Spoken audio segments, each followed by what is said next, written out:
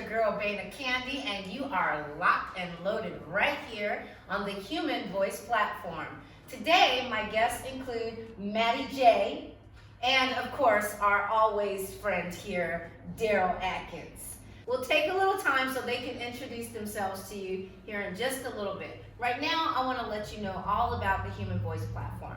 The Human Voice platform is an opportunity for you to get the information that you need in order to perform your civic duty this year in November's elections.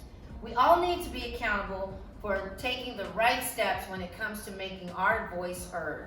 Maddie J, why don't you introduce yourself and tell everybody a little bit about you and your voting history.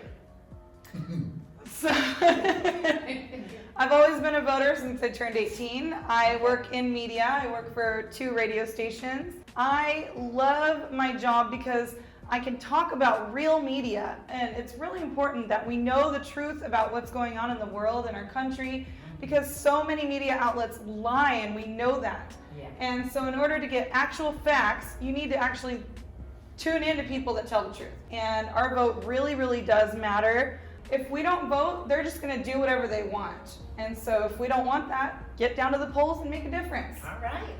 Thank you. Daryl, jump on in. First of all, I am more comfortable being called D-Real. All right, D. That's what everybody who knows me calls me. I have a weekly podcast that I do. It's available on a couple different platforms, and it's basically just how I feel about things, sort of rant. Some days it's a podcast because I have guests. Other days it's just a vlog because I'm going to talk and I'm going to talk. And as far as voting, I have to echo Maddie's sentiments and say it's extremely important because it changes things. And we're always talking about we want this to change and we want that to change, but we never want to do the legwork that it takes to go in and find out about what this candidate is for, what this measure, what this proposition is about. I would say as far as political knowledge, I'm somewhere in the middle. I know a bit, but there's more for me to be exposed to and learn, and that's probably the main reason why I got involved with this project. Okay. Well, I cannot thank you guys enough. You guys, I'm so grateful for you to be here. And we're just going to keep it light and airy, have some fun, and we're going to talk about something that you love. You love this part. I like air. Air is good. We're going to talk about the electoral vote today. Tell me what your thoughts are about the electoral college. I feel that they take votes from more educated people that make the decision for us, and I agree. I don't really agree with it. I don't agree with us not having a voice when it comes to the president.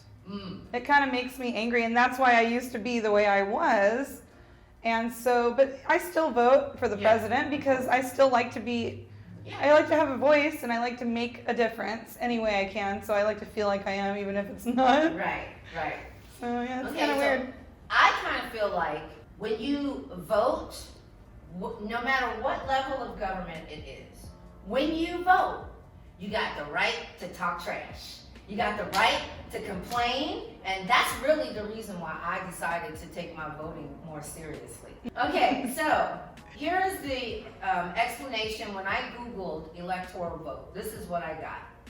Electoral vote means a person or people that are selected to cast the vote for the people.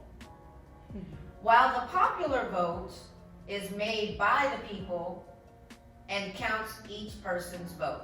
So that's the difference between the electoral vote and the popular vote.